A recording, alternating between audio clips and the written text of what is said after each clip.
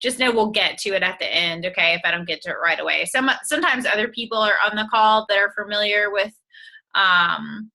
the questions that you have and may have an answer and may jump in there.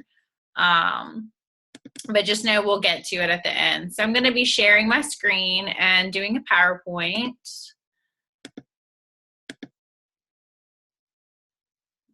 And we'll go ahead and get started. You guys give me a thumbs up if you can see that. Okay, great. And then let me come up here. Let me just change the gallery for a second. Hang on, guys.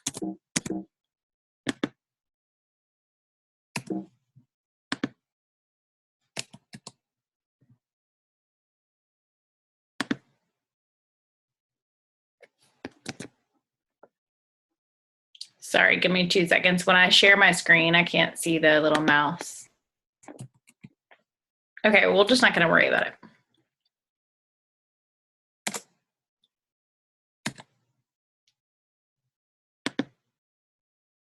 Can y'all see my screen? Okay, there we go. Okay, so we'll go ahead and get started. So last month I did an essential oil and emotions webinar, and it was really in depth. And I spent a lot of time researching it. And I just really, really enjoyed the time that I spent doing that. And something that I thought I wanted to do this month, because it's come up more and more here lately, is understanding how we use essential oils for cooking. It's something that I just kind of recently started doing. I would say within the last 6 months, I've been using oils for 2 years. And I had a lot of people around me that have also been using them in cooking. So I thought, you know what, maybe this is a good topic to dive deeper into to make sure everybody has the right information that they need to kind of know how to use them properly. So we're just going to get started. If my screen will work. Okay, so we're gonna get started with my story. My story involves actually just more than cooking with oils. But for those of you guys that don't know me, I am an acute care nurse practitioner, and I have worked in the ICU for the last 12 years, 13 years of my career. And really how my journey to wellness started out was really watching people very, very sick, seeing people die with greater frequency than I would have liked to, seeing people that were dying actually from preventable illnesses. And it was really, really difficult for me, but it kind of spawned this wellness journey in me about 7 years ago. And I really changed the way that my family and my husband and the people around me, how we ate. And I really started researching the food culture. I didn't really consider the products that we used in our home or the products that I put on my body until about probably 2 or 3 years ago, right around the time when I had my first son, and I started, you start investigating everything about, the products that you're using, especially when you have a child. And right around that time, probably about a year later, someone introduced me essential oils. And so I began researching very in-depthly essential oils, the science behind them, how we use them in medicinal ways, how we use them for cleaning products in our home. And I really just kind of became fascinated with them. So a big part of my story really is kind of a journey to wellness. Even just related to getting rid of the toxins in our home, how we replace everyday things in our life that can be synthetic or bad for us with essential oils. And so that kind of led me to the journey of using them for cooking. And so it's been kind of interesting. It kind of started out for me with cooking as kind of something that made my life a little bit easier, or when I didn't have something, a certain fruit or a certain type of food, and I would be like, oh, let me just try this oil. At first, I was very timid about using them in our food and using them internally. And now I don't want to call it laziness, but I definitely go to them more than I do some of the foods. So I'm really excited to talk to you guys about that. But this is my story. Okay, so let's dive into a little bit of the science. Bear with me here, if you will. I'm kind of a science person. I like to understand the way things work. And let me see if I can get this out of the way. Sorry. think that thing's in the way. But what that says is, what is taste anyway? And so remember, we all kind of learned this in school, that we have 5 basic tastes. Most people think of 4, but there's really 5. And those main tastes are salty, sweet, bitter, and sour. And there's a 5th one that was discovered by a Japanese man, and it's called umami. And that's the savory taste, the kind of taste that we get from soy sauce, coconut aminos, things like that. And we used to kind of learn in school that we had all these different maps on our tongue, that we taste more sweet up front, salty, but that's actually been debunked. We actually can taste all different flavors all over our tongue. And so really, when we think about taste and how we taste things, it's actually really the smells that are really impacting how we taste things the most. So the nose actually contributes more to flavor than the actual taste buds on our tongue. And it's how those flavors translate to our brain, that flavor imaging in our brain is actually how we have this kind of unique depth of all different kinds of flavors in the food that we eat. So when we chew, swallow, and exhale food, the vapors and the aromas from food actually travel from our mouth up through our nasal passages, kind of like smoke up a chimney, and reach about 350 to 400 receptors in our nose that are used to detecting smells. That sends a signal to our brain, which helps identify the smell, or, if we've smelled it before.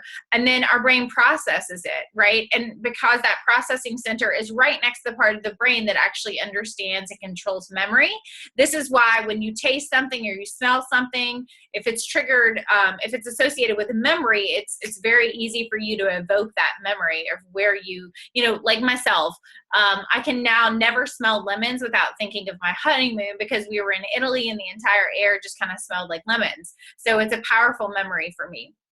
But just remember that it's really not about our tongue. It's really about the way we smell.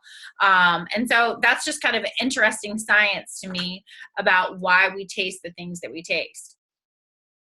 So why use oils for cooking? And I'm sorry, I know that bars across the top usually goes away, but for some reason it's not going away tonight. So I'm just going to kind of, maybe I can move it out of the way. Try. Get it out of here, maybe at the bottom. I think only you can see it, Eliza. Okay, good. You can't see that bar? No. Okay, fabulous. So why use oils for cooking? Thanks, Erin. You're awesome as always. So why should you use oils for cooking, right? A lot of us are using essential oils already. Maybe some of us have not used essential oils, and we always get very interested in the essential oils for their medicinal qualities. Oh, well, I can replace this in my home, this cleaning product in them. But why would you use them for cooking? And most people are a little bit timid in the beginning, using them internally or using them in food, but it's really just about using them properly. But the first thing that I tell people is it's actually a great way to elevate the flavor and the aroma of the food that you're using. So remember that I remember reading this when I was kind of studying this, and I got this book called Aroma Kitchen, and that's what I kind of studied and worked off of for this lecture. But I thought this was kind of interesting. In ancient times, before they actually ate, they would pass around a bowl of herbs that they would smell or kind of taste, and they did that on purpose to actually initiate the digestive process, right? Because as soon as you actually smell something, your salivary glands start to work and you start to produce saliva, right? Which is the first step in actually digesting your food, which is super important. People that have problems with salivation are not able to digest their food as well. So I just thought that was kind of interesting. But the flavor and the aroma of our food really impacts how we experience the food, how we enjoy food.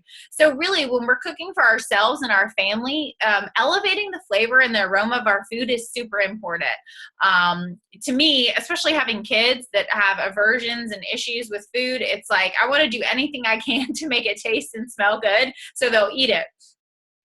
And really what essential oils are going to do is going to deepen that flavor. They're not always meant to completely replace herbs, because there's some oils that actually, I will say, and we'll talk about it in the lecture, but I would say don't actually replace the flavor of the herb, but it's meant to refine and enhance the flavor of the food. So number 2, adds therapeutic value. I'm going to talk just only very briefly about this because in every slide that we're talking about oils, I'm going to explain to you the therapeutic value of those oils in your food. So I'm not going to go in depth with examples for this, but just know this, all the oils that we're going to talk about have a therapeutic value. Now, a lot of people have asked me, okay, well, what about when you heat up the oil? Does that change the therapeutic value? So yes and no. Remember that a lot of these oils are extracted by steam distillation. Okay, so they're heated to a certain temperature to actually remove them from the plant, stem, bark, leaf, wherever they came from. And so just know that they're exposed to heat to a certain degree, and that doesn't change their therapeutic value. And actually, a Chilean food scientist studied this. This was just done, actually, I think last year was the study. But he looked at thyme and oregano oils, and he tested them. He put them into actually pasta and boiled it. And what he found is there was the same amount of content of the chemical components of thymol in them that there was prior to boiling it. Now, there's a difference when you bake, okay? So there is a change in the therapeutic value when you bake, but just know that when you're cooking with them, they're still going to retain some of the therapeutic value. What I do tell people is if you're cooking something high, like on a sauce or something like that, you want to add it to the end of the dish because that's going to retain some of the therapeutic value and still give you that taste and flavor. If it's something that it's a hot oil or it's a very strong oil, then maybe you will add it to the beginning of the dish because you want the flavor to kind of evaporate off a little bit. You don't want it so strong.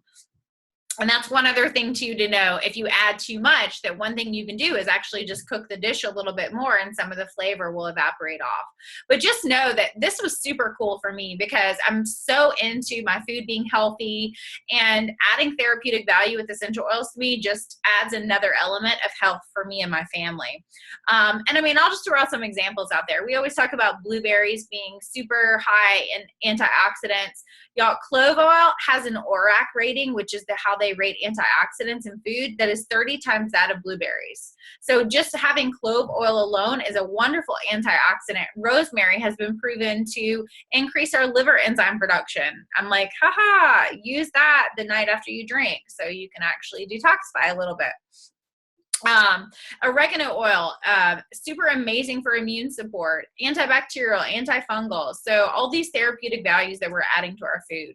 And then number 3, this is huge, especially for all of us busy people, busy moms, working moms, is it just makes it simple and easy. For me, if I have out of season herbs, I did an herb garden this year for the first time, and it's all dead now. There hasn't been rain in forever. But when you need flavoring for your food and you don't have that particular herb, it's just super easy. When you don't feel like you have the time to zest an orange, it just makes it easy. You have the wild orange oil, and it's just more effective and tasteful sometimes than their dried herb counterparts.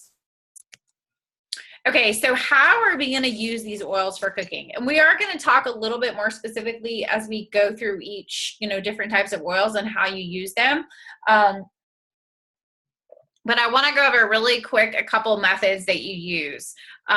So there's something called, you can obviously add them by drops to the actual food, but usually you want to add them in some sort of oil, right? And you want to disperse them in that oil. So let's say you're adding olive oil to your food, or you're adding coconut oil to your food. You'll actually want to put the essential oil in that first, and then add it to your food. So you're kind of dispersing it more with the oil. Because if you just add one drop to the whole, like say, vat of spaghetti, it's going to be hard to kind of disperse that oil around. And these two methods called the spoon method and the toothpick method. Now, these are going to be methods that you're going to use for oils that are extremely strong or what we consider hot oils.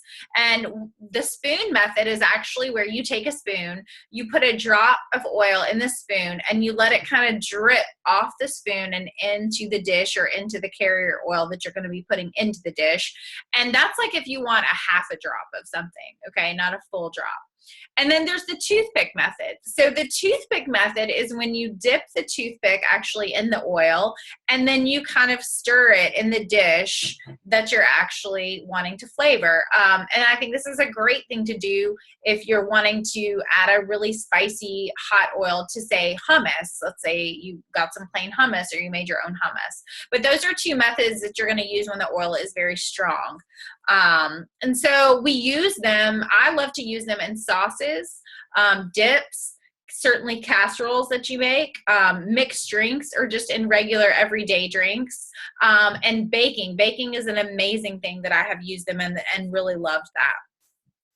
So quality. The quality of the oil is extremely important, and this is why I choose doTERRA to use oils only internally and in baking. Obviously, if I'm super careful about the types of foods that I consume, no pesticides. I don't want pesticides in my oils. So I want to know with certainty that the company that I'm using does high quality testing on the oils, is getting the oils from an indigenous source where they have the highest therapeutic value and the best flavor and the best aroma, right? Remember, it's all about aromas. And so that's why I choose doTERRA. I would never, ever, ever, ever recommend going and buying an oil off a shelf somewhere at a health food store and adding that to your food. It really has to be an extremely high quality oil. And like I said, I've thoroughly vetted, and the company that I trust and use is doTERRA. Okay, so strength and potency. So remember again that oils are 50 to 70 times more potent than their corresponding herbs, and a little bit goes a long way. So even we're going to talk a little bit about the citrus oils and what you use those for in baking. We typically use those more, like a greater amount than others. But normally your dose is going to be 1 to 2 drops, or that spoon or toothpick method. Okay. Okay, so let's just dive right into the citrus oils. So we're going to talk about lemon, wild orange, grapefruit, bergamot, lime, and tangerine. And just so you know, if you're interested in getting tangerine outside of your normal doTERRA order, you're going to have to order it in that sensational packages. It's like a limited package that doTERRA has. Okay, so therapeutic properties of these oils. Y'all, all the citrus oils are amazing antioxidants, okay? Great for fighting free radicals in our body. The majority of them are also anti-inflammatory. Bergamot is great for digestion and antibacterial. Lemon and tangerine have mucolytic properties, okay, which means they help break up mucus. Lemon acts as a diuretic, right? So great to add that to a meal if you're having a really salty meal and you might be worried about retaining a little bit too much fluid. I do love to bake with citrus oils, but I love to daily add them to my drinks. Grapefruit is actually my favorite citrus oil to add to a drink. It's great for your metabolism. It's great for sugar cravings. Erin reminded me of this one day. I had done lemon and wild orange, and she was like, duh, grapefruit. And I just remember putting grapefruit in my in my water for the first time. And I'm not advocating skipping meals, but I literally got to like 4 o'clock and I was like, oh, I haven't even eaten lunch. I'm not even hungry. This is crazy. But I love to use it when I just really am craving something sweet and I want to eat something carby and I just know I shouldn't. I love to add grapefruit to my water and go and drink that first. Even though you'll find in some of the literature that grapefruit is an appetite, it can actually enhance your appetite. And it's actually been used in people with anorexia and eating disorders to help stimulate their appetite. But it is well known for curbing cravings. Okay, so baking. I love to use wild orange and lemon in anything that I'm baking. I love to make these little almond pulp macaroons, and I love to add lemon to them. So just know this, because when you bake something, it's usually at a higher temp, 350 degrees, say for 20 or 30 minutes. You're gonna have to add more oil. So sometimes it's gonna be a trial and error. And I would say this, like when I make my almond pulp macaroons, I put the lemon essential oil in the coconut oil, and then I add it to the macaroons. So the standard basically is, if the recipe calls for the zest of one fruit, say the zest of a lemon, then you're going to add 8 to 14 drops of that oil, okay? It sounds like a lot, but remember, zest of the fruit is where the essential oil is housed, and you're going to be baking it. And so you may just have to trial. I remember I made a glaze for a coffee cake one time, and I put 2 drops of wild orange, and that is all it took. It was amazing. But if you're actually baking it in, you know, with a floury substance or some other type of muffin or something like that, just know that you're probably going to have to add a little bit more. And when I do add these to my water, I usually do 1 to 2 drops in a glass of water. Just know if you add ice, you're going to start to see the oil kind of solidify a little bit.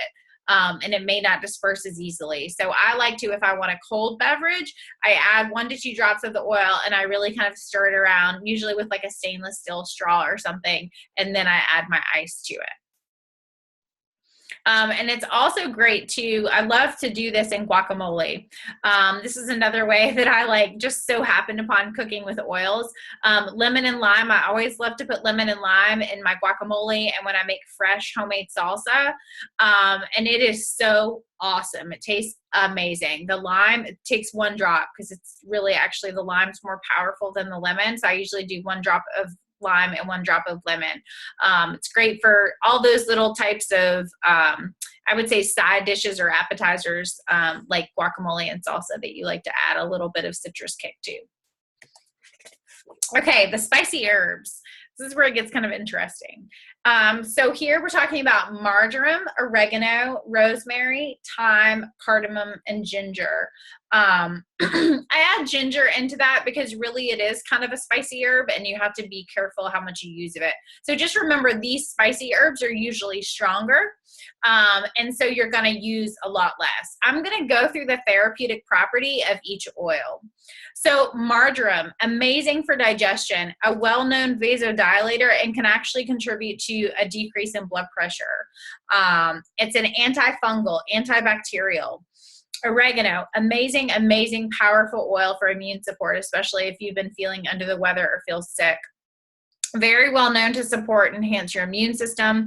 Very intense antifungal. It's high in thymol concentrations. Very antibacterial, very antiviral. Rosemary, it's actually a digestive stimulant, and it's actually a well-known neurologic stimulant, great for enhancing our memory. It's great for increasing liver enzyme production. That's been proven in a study. And it has analgesic-like properties. Thyme, another amazing antifungal.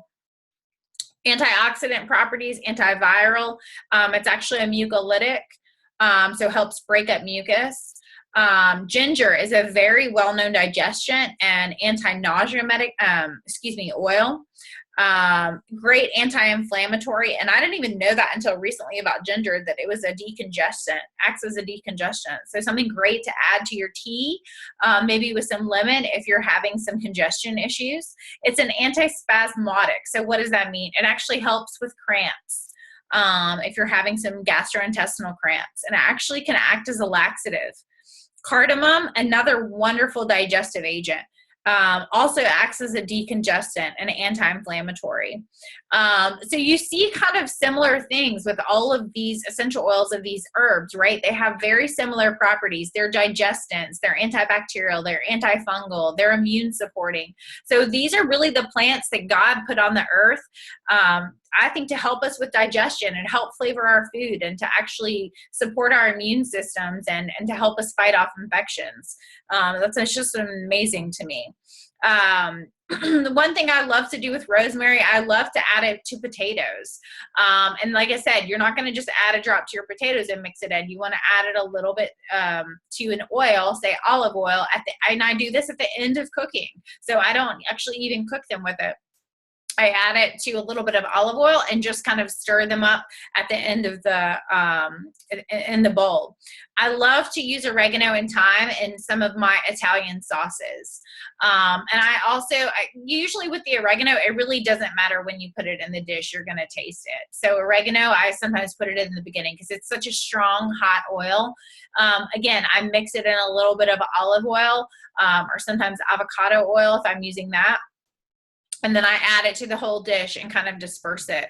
I have used 1 drop of oregano. I would never, ever use more than 1 drop of oregano in a sauce. But it would definitely be one of those oils that I think you would be just fine with using the spoon method or the toothpick method even. Just so you know, ginger, we're going to talk about lemongrass later, but a great pairing with ginger is lemongrass. So wonderful in Asian dishes. I have a couple of recipes at the end I'll give you. Cardamom is a great essential oil to use in Indian or Mediterranean dishes, and it's very strong. So I would do the spoon or toothpick method with the cardamom oil. Okay, the sweet savory oils. Y'all, these are so good. So wonderful therapeutic properties here too, and wonderful to use in baking. So cinnamon, clove, and cassia. Cinnamon, a wonderful, wonderful antiseptic, big time antimicrobial oil, okay? Big antioxidant, antifungal, antiviral. It's actually an aphrodisiac too, and great for energy. So cinnamon is going to be a stimulant, okay? Clove, another huge antioxidant. We already talked about that ORAC rating that's 30 times that of blueberries. Wonderful antiviral, antibacterial, antifungal. It promotes great immune support and actually has anesthetic properties. Cassia, a decongestant, detoxifying, antimicrobial, antiviral, antispasmodic, reducing those any GI cramps you may be having, and antifungal. So these are wonderful, wonderful oils to use in baking, and even marinades. So the cinnamon, clove are great to use in meat marinades. I would definitely do the spoon method with that because they are very strong, and you don't want that really strong cinnamon taste, but they're wonderful actually to tenderize your meat too, because they're so strong. So at first I was just kind of using these in baking. And then as I kind of read this book that I got, it was talking about really how wonderful they are in marinades. Another great thing that you can do is add the oils to actually a little bit of honey and then add them to desserts. So say if you're actually baking a dessert, that's a great way to sweeten any of your desserts is with honey or dates. And then you add it to actually the batter, or if you're making a glaze, to do it that way, add it to the honey. And Erin even posted something, I think it was last month, about cinnamon apples. And she just mixed a drop of cinnamon in with the actual, I think it was peanut butter or cashew butter that she had with her apples. And how delicious. Like if you bake apples and if you put a little bit of butter with them, melt the butter or ghee that you're using and add 1 drop of that and then toss your apples in it. And with even clove would be a wonderful thing, especially during the holiday season. But these are all hot oils as well, okay? So you're definitely gonna wanna use the spoon or the toothpick method with these. You can probably get away with some of them doing just 1 drop, but as you all know, when you're kind of using your oil, sometimes a second drop escapes, and that's not something you wanna do when you're using them for cooking, or especially if it's just like, you know, in something that you're even not going to cook, like a sauce that you're just going to throw together. Okay, so this one is in a category all by itself. Peppermint has amazing, amazing therapeutic properties. It's well known for its uplifting, invigorating properties, for energy. My husband loves to take a drop of this before he goes out to exercise. In fact, I just read an article today about this that Anna posted. It was so good. It's wonderful for digestion too, and helps with any nauseous feelings you may be having. It's wonderful in your tea in the morning to kind of get you going. 1 drop is enough. It's very strong. Great for using in baking chocolate and candy. I know people love to add this to their brownies. You probably want to add more than a drop or 2 in your brownies that you're baking, because you're going to be baking them for a longer period of time. Usually probably 2 to 3 drops is going to be your range for that. Great if you're making candy this holiday season, or chocolate or peppermint bark. This is actually your go-to. Okay, and another one that I really recently just started using is lemongrass. Y'all, this oil is so amazing. It's actually been proven in a study to help decrease our cholesterol in our body. It has analgesic-like properties. It's calming to the nervous system, great for excess fluid, acts as like we call it a diuretic, but it helps you get rid of excess fluid. And it's actually wonderful for digestion. This is so wonderful with ginger. I've actually just been here recently making a lot of different Asian dishes because I'm kind of obsessed with it. It's so good in sauces and marinades. It's great to add a drop to your drink. And so some other oils that I want to tell you about before we jump right into recipes, one that I will just recommend to you that I don't actually use for cooking that I have not liked is basil. So you'll notice when you smell basil essential oil, it has a little bit more of an earthy or herbaceous scent than the actual taste of the leaf. And I have not enjoyed cooking or adding basil to sauces at all. I thought was so excited when I cut up some tomatoes and some mozzarella back a while ago before I got rid of cheese. And I was excited to try that, and it was not the same. It just tasted... It didn't taste good. I don't know what to say. It didn't taste good. So if you get all excited about basil and order some basil oil, just know that I warned you. It's not that great in cooking. I think it tastes very different than the herb itself.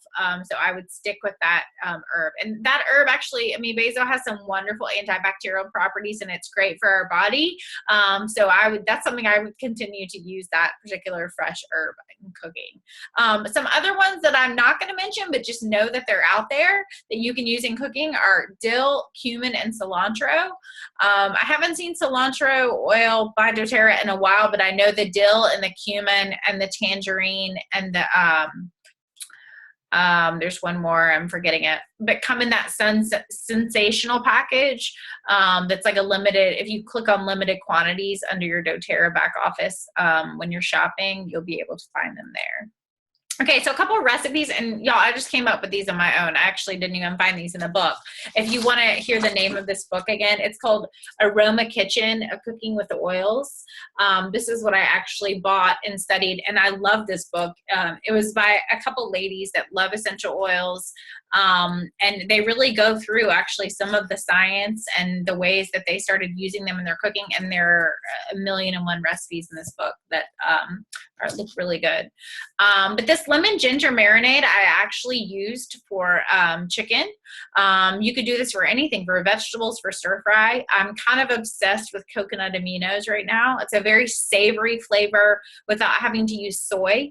But I used a 1/4 cup of coconut aminos, a 1/4 cup of coconut oil. I used fresh ginger in this and fresh garlic. And then I actually also added ginger essential oil and 4 drops of lemon essential oil. Notice that I kind of doubled the citrus oil because you can get away with adding more of that. The ginger's a little too spicy. And that was absolutely delicious. My family loved that. This one I just made, I think it was the week before last. I wanted to do like kind of a vegetable stir fry. We live near a farm and we get our CSA from them, and I had all this chard and greens. So I took some rice, I made some rice, cut out some greens and some green onions, and a couple other vegetables that I had on hand. And I just took a cup of coconut milk from one of those cans of organic coconut milk, added a 1/2 cup of coconut aminos to kind of give it that kind of soy-like flavor, but coconut aminos don't have soy or anything like that in them. And then I literally added 1 drop of ginger essential oil, 1 drop of lemongrass. That's all it took. I blended it. And I actually just heated the rice and the vegetables, and then kind of at the end, just kind of mixed it in the sauce. And my husband absolutely loved it, said it was amazing. You could do this with any meat too that you wanted to add to the stir fry. Really, really good. So thank you guys for attending. That's all I have for now on cooking with essential oils. I'm going to back out of this and let you guys ask questions. I think most of you guys are using oils, but if anyone is not using oils and wants to know how you order them or get a hold of them, feel free to email me at eliza.bacote@gmail.com, or you can message me on the Organic South Facebook page. And I'll click out of this and stop sharing so you guys can ask questions, and I'll unmute everybody too.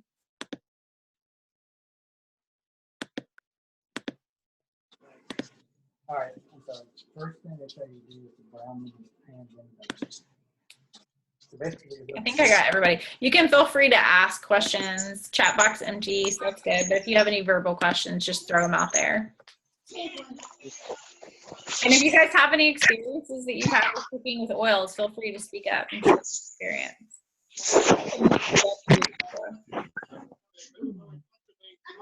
I have wild orange in my tea right now. It's so good.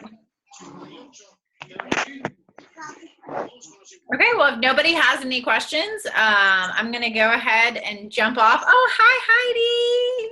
Welcome back from Hawaii. So jealous. You guys have a great night. It's that time. It's 9:10.